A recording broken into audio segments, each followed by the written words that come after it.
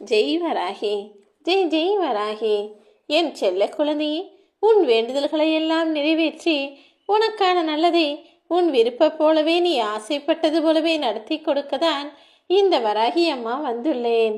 நடந்து முடியும் வரை இந்த சந்தோஷ செய்தியை யாரிடமும் சொல்லாதே என் செல்லமே. வெற்றி வரும்போது அதை மகிழ்வோடு ஏற்றுக்கொள். தோல்வி வரும்போது ஓ இதுதான் தவறா, இதை தான் மாற்றிக்கொள்ள வேண்டுமா என அதிலிருந்து கற்றுக்கொள்ள வேண்டிய விஷயங்களை கற்றுக்கொள். ஆக மொத்தத்தில் இழப்பதற்கு எதுவுமே இருக்காதல்லவா? வெற்றி வரும்போது ஏற்றுக்கொள்வதும் தோல்வி வரும்போது கற்றுக்கொள்வதும் ஏதோ ஒரு விதத்தில் உனக்கு லாபமாக தானே இருக்கும். எல்லாவற்றையும் நடக்க வேண்டிய நேரத்தில் இந்த வராகி அம்மா நான் நடத்தி கொடுப்பேன் என நம்பிக்கையோடு இருந்தாலே தேவையில்லாமல் உன் மனதில் கவலையோ வருத்தமோ வந்து சேராதல்லவா? ஒரு சாதாரண காய் கூட கனிந்து பழமாக மாறுவதற்கு அதற்குரிய தகுந்த காலம் வரும் என இருப்பது போல நீ நினைத்ததையும் ஆசைப்பட்டதையும் நடத்தி கொடுப்பதற்கு உரிய காலம் வர வேண்டும் என்றுதான் இத்தனை நாட்களாக நான் காத்திருந்தேன். உன்னுடைய உடலின் செயலை வேண்டுமானால் மற்றவர்கள் அதை செய்யாதே இதை செய்யாதே என தடுத்து நிறுத்த முடியும். ஆனால் உன் மூளை யோசிப்பதை யாராலும் தடுக்க முடியாதல்லவா? உன் மூளையை சரியாக சிந்திக்க செய்து நீ எதிர்பார்த்த வெற்றியை பெறுவதற்கான வேலைகளை செய்ய ஆரம்பி. உனக்கான நேரம் வரும் வரையிலும் உன் எதிர்கால கனவுகளை குறித்த சிந்தனையில் தீவிரமாக செயலாற்று என் செல்லமே. இன்று இப்படி இப்பொழுது உன் வாழ்க்கை இருப்பதற்கு நீதான் பொறுப்பு. ஆனால் இனிமேல் உன் வாழ்க்கை எப்படி இருக்க வேண்டும் என நீ ஆசைப்படுகிறாயோ அதற்கேற்ற வேலைகளையும் முயற்சிகளையும் செய்யக்கூடிய திறமை உனக்குள் இருக்கிறது.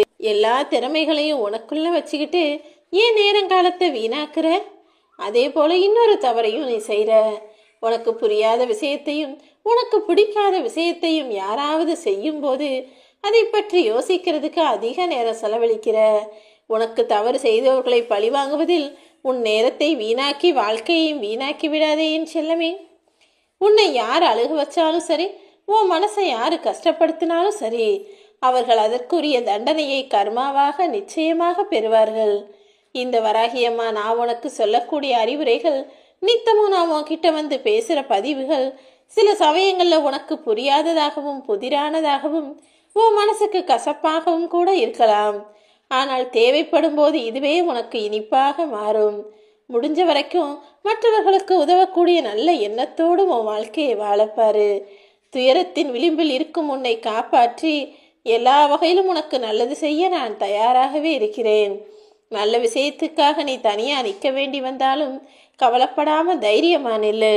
உனக்கு துணையா இந்த வராகி தாய் நான் இருப்பேன் அல்லவா? ஒரு விஷயம் உன் மனசை கஷ்டப்படுத்துதுன்னா அதை காயமாக நினைச்சு வருத்தப்பட்டுக்கிட்டே இருக்காம காலம் எல்லாத்தையும் சரி செய்யும்னு பொறுப்பை ஒப்படைச்சிட்டு உன் மனசை தைரியமா வச்சுக்கோ. உன் மனசை நீ எந்த அளவுக்கு பக்குவப்படுத்தி இலகுவானதாக வச்சுக்கிறியோ அதை பொறுத்து தான் நிம்மதி உன் கைகளில் கிடைக்கும். பிரச்சனை மட்டுமல்ல என் செல்லமே, பிரச்சனைகளுக்கு உரிய நபர்களையும் நீ தூரமா வச்சுக்க கத்துக்கிட்டீனா நிம்மதி எப்போதும் உன் அருகிலேயே நிலையா நிலைச்சிருக்கும். இங்க உழைக்காம வாழ்பவர்களை விட வாழாம வாழ்க்கை முழுவதும் உழைச்சிக்கிட்டே இருக்கிறவங்க தான் அதிகமா இருக்காங்க. கடின உழைப்பு என்பது அவ்வளவு பலனை தராது. அதுக்கு பதிலாக திறமையா சிந்திச்சு உழைப்பது என்பது சீக்கிரமாக பலனை கொடுத்துவிடும். நீ என்ன செய்ய போகிறாய்? கடின உழைப்பை உழைச்சு வாழ்நாள் முழுவதும் கஷ்டப்பட போகிறாயா, அல்லது சிறப்பாய் சிந்திச்சு சிறப்பாக செயல்பட்டு உன் வாழ்க்கையை வெற்றிகரமாக வாழ போறியான்னு நன்றாக யோசிச்சுக்கோ என் செல்லமே. நல்ல நாட்கள் என்பதும் நீ நினைச்சது நடந்த நாட்கள் என்பதும் உனக்கு சந்தோஷத்தை தரும். ஆனா கெட்ட நாட்களும் நீ நினைச்சது தவறாக நடந்த நாட்களும் வெறும் அனுபவத்தை தானே கொடுக்கும்.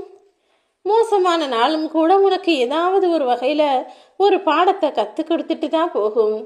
ஆக எந்த நாளுமே உன் வாழ்க்கையில வீணான நாள் கிடையாது.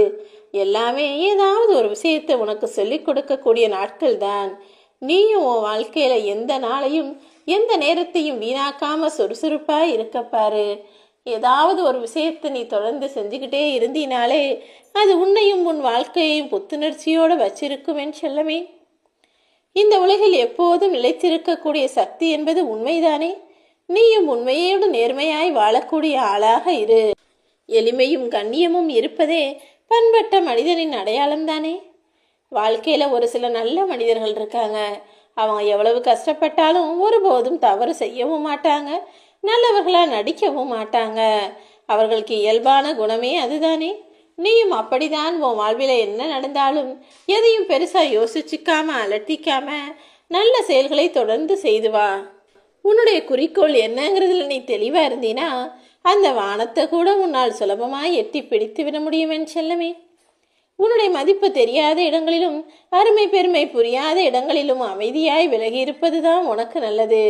மரியாதைங்கிறது தானா கிடைக்கணுமே தவிர கேட்டு கேட்டு வாங்கக்கூடாதல்லவா. உன்னை சுற்றி இருக்கக்கூடிய உறவுகளும் மனிதர்களும் கூடிய சீக்கிரம் உன்னுடைய நல்ல குணத்தை புரிஞ்சுக்கிட்டு உன்னை தேடி வந்து மதிப்பும் மரியாதையும் கொடுக்கும்படி நான் செய்கிறேன். எந்த விஷயமா இருந்தாலும் சுலபமாக கிடைச்சிட்டா அதை அலட்சியமாக தான் உனக்கு நினைக்க தோணும். நீ ஏங்கி அலைஞ்சு ஏமாற்றம் பெற்று கடைசியில் கஷ்டப்பட்டு எல்லா விஷயங்களையும் பெற்றாலே அதன் மதிப்பையும் அருமை பெருமையையும் உணர்ந்து கொள்வாய் அல்லவா. நீ உன்னுடைய வாழ்க்கை லட்சியத்தை அடைவதற்காக கஷ்டப்படும் போது ஏதாவது ஒரு எதிரி நிச்சயமா உன் வாழ்க்கையில வருவான். அப்படி எந்த எதிரியும் இல்லைன்னா இன்னும் நீ உன் வாழ்க்கையோட லட்சியத்தை அடைவதற்காக முயற்சி செய்யலன்னு தான் அர்த்தம். ஏன்னா முன்னேற துடிக்கும் எந்த பிள்ளையாக இருந்தாலும் அவருக்கு ஒரு முட்டுக்கட்டையாக ஏதாவது ஒரு எதிரி முளைச்சி வரதான் செய்வான்.